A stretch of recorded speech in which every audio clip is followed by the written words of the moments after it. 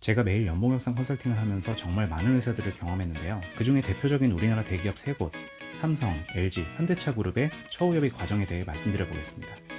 사실 직접 경험한 사람에게 듣지 않는 이상 특정한 회사들의 연봉 협상 스타일이나 사례를 알기는 어려우실 거예요. 블라인드에서 검색해봐도 케이스가 다 다르다 보니까 그 정보를 신뢰하기도 어렵고요. 반면에 제가 드리는 정보는 실제 여러 번 경험을 통해 크로스 체크된 내용들입니다. 그러니까 이직 전에 영상 봐두시면 훨씬 도움이 되실 거예요. 혹시 이 정도 탑티어 대기업으로 경력 이직하면 연봉이 엄청나게 뛸 거라고 생각하시나요? 과연 그럴까요? 그 실상을 아셔야 연봉 협상 제대로 할 수 있습니다. 그에 대한 답을 지금부터 들려드릴게요.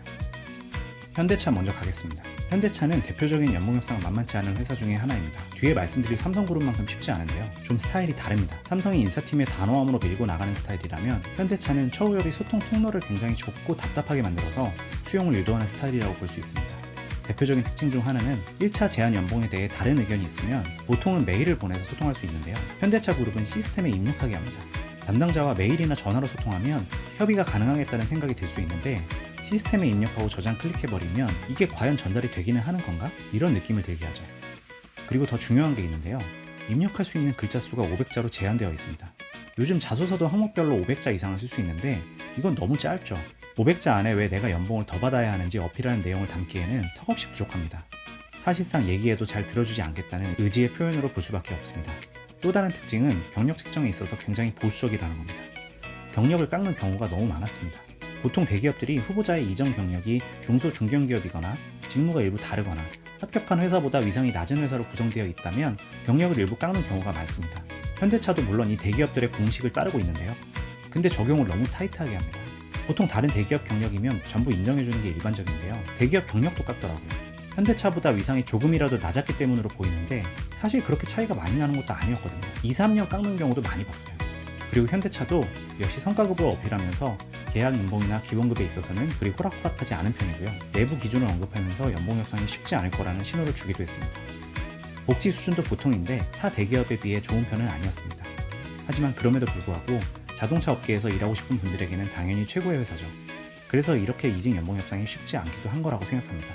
자, 지금까지 현대차에 대해 말씀드렸고요. 사실 이런 특정 회사에 대한 내용은 연봉 협상 컨설팅을 의뢰한 분들께만 알려드릴 수 있던 거였는데 큰맘 먹고 이번 영상에서 풀어드립니다. 도움이 되고 계시면 좋아요 한번 살짝 눌러주세요. 그럼 이어서 삼성 가보겠습니다. 삼성도 역시나 콧대가 높습니다. 회사의 위상으로도 연봉 수준으로도 자신이 있다는 거죠. 그리고 더 중요한 건 삼성에 들어오고 싶어하는 분들이 줄을 서 있다는 겁니다. 그래서일까요? 삼성그룹 계열사들의 이직 연봉 협상 스타일은 첫 번째 오퍼를 강하게 밀어붙인다는 겁니다. 첫 번째 제안에 대해 근거를 제시하며 역제안을 하더라도 웬만해서는 잘 움직이지 않습니다. 그만큼 처우 협의가 쉽지 않다는 거죠. 물론 삼성전자만 해도 워낙 회사가 커서 부문별로 HR이 다르기 때문에 약간 차이는 있을 수 있어요. 그렇지만 기본적인 태도는 비슷합니다. 인사팀이나 채용 담당자의 태도는 뭐랄까요? 굉장히 차갑습니다. 무례하지는 않은데 그렇다고 친절하지도 않습니다. 딱 할 말만 하고 말이 길지 않습니다. 그래서 말을 더 붙여보기가 굉장히 어려운 느낌입니다. 처우 협의를 하다 보면 내가 지금 벽에 대고 얘기하는 건가? 이런 느낌을 들게 하거든요. 삼성그룹 복지는 대기업치고 무난한 편입니다. 복지가 화려한 회사는 아닙니다. 복지 포인트 금액도 보통이고요. 다만 계열사 혜택을 포함하면 나쁘지 않은 편이고요. 당연히 삼성 계열사 이직 연봉 협상에서 주로 언급하는 포인트는 성과급입니다. PS, PI가 잘 나오는 계열사라면 이 부분을 어필하면서 계약 연봉보다 총보상으로 충분히 많이 해주는 거다라는 입장을 주장합니다. 또 다른 삼성의 특징 중 하나는 종종 승격 보장 카드를 쓴다는 겁니다. 입사시가 아니라 승격 시점이 되었을 때 그것을 보장해준다는 명분으로 설득하는 거죠. 사실 이건 다른 회사들은 잘 안 쓰는 방식인데요. 왜냐하면 승진이 경쟁인데 이걸 미리 보장해주기가 회사 입장에서는 상당히 부담스럽거든요. 그런데 여러 삼성 계열사들이 경력사원 채용할 때 이 카드를 활용하고 있었습니다.